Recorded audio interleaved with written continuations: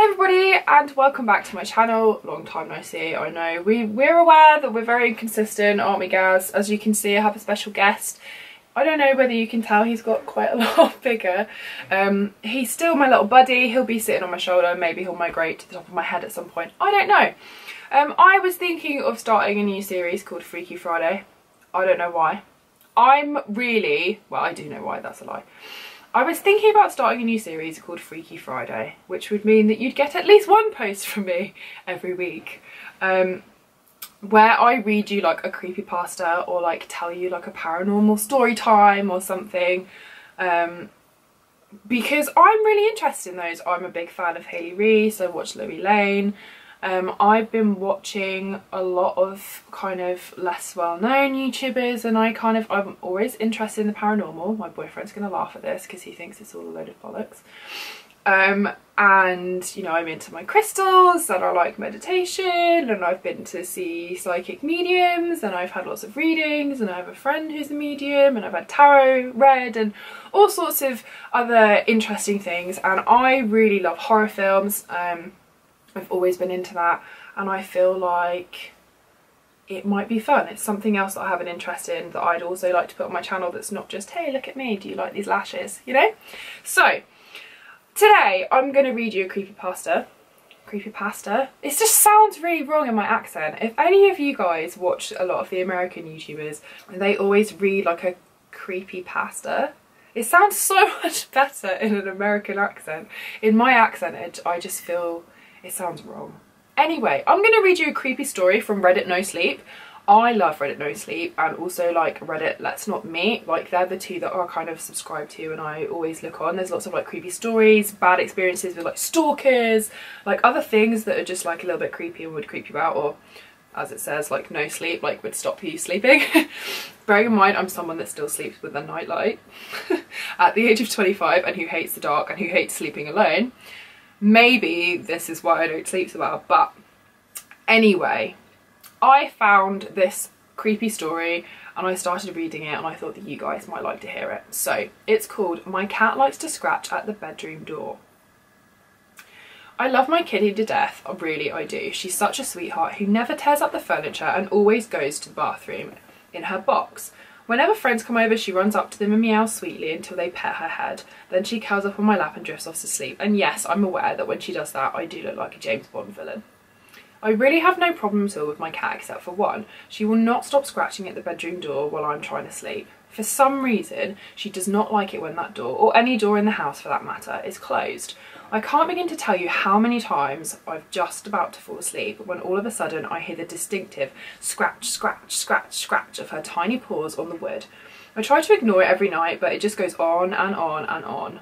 You know that moment in cartoons when a character is trying to go to sleep but they can't because a leaky faucet continues to drip, drip, drip, drip throughout the night?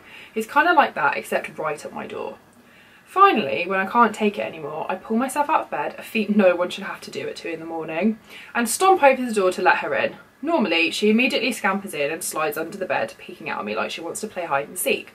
All I can do is slump my shoulders and ask, why are you so desperate for this door to be open? I don't expect the cat to answer, obviously. Seems like quite a simple problem, right? So why am I writing about it on here? Well, here's the thing. Last night I was all curled up in bed under my freshly washed sheets, still warm from the dryer, and I could feel myself starting to drift off into one of those sleeps that you just know is going to last until at least noon the next day. Then, almost like clockwork, I heard the scratching at the door. I audibly groaned into the darkness of my room. She wasn't going to stop until I let her in, and tonight she sounded even more desperate than usual, almost frantic. The rhythmic scratching almost sounded like pounding, and her little claws seemed like they were trying to scrape their way through the door itself. I rolled my eyes and muttered something about her being a drama queen, and I was about to get up to open the door when I stopped myself. "No," I said out loud. "No, not tonight. Sorry, sweetie, but I'm trying to sleep, and you should be too."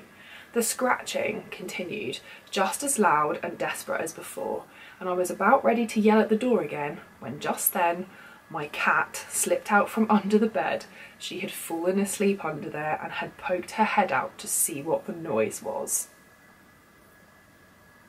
Nope, fuck that. I would be out of there like a shot. no thank you, that is hideous. Oh my god, could not cope. Thank God you are in your tank all the time. So I know where you are. He's trying to eat my hair. Yeah, no thank you. I couldn't cope with that. That would really creep me out. I would hate that. That gives me chills. I don't like it. That's made me feel a bit weird. That would terrify the shit out of me. I'm really lucky that because I have Fred and he's nocturnal, and I have Gary who is not nocturnal, he's diurnal, that Gary still kind of does shift about in his sleep, or, you know, readjust himself, and because he's got quite long claws, unlike Fred who has like little sticky feet, so it's cute. If there are scratching noises, I assume it's Gary because the tank's in my room, and that just makes me happy, and that's fine. That's what I put it on. Makes me less freaked out. And Fred, he's a bit of a shit gecko in the sense that often if he's been crawling around on the floor, because he does that weirdly, even though generally speaking they're supposed to be up high, like he quite likes being on the ground, so he'll lose the stick, and so sometimes occasionally I hear this kind of like semi crash where he's like fallen off of the glass or off of something in his tank because he's lost his stick a bit. So any kind of weird noises, I put it down to these guys, which is fine, and that suits me fine. If there was no other explanation for scratching at the door, especially scratching that's not like, oh, like could be mice in the attic or something that like is persistent and in your face, and like, oh, I cannot. And then to see the cat's head poke out, like, hey, what's going on? You woken me up. Like, oh my god, no thank you. Anyway, I hope that you've enjoyed this video.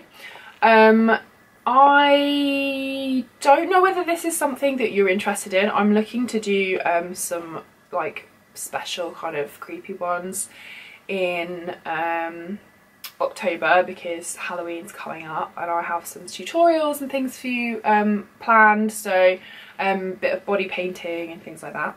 Could be exciting, who knows. If you have enjoyed this and you'd like me to read you more like creepypastas and creepy stories or other things, or you kind of enjoy this kind of style of video from me, then please do let me know in the comments below. Hit that subscribe button if you're not subscribed already to see more of me.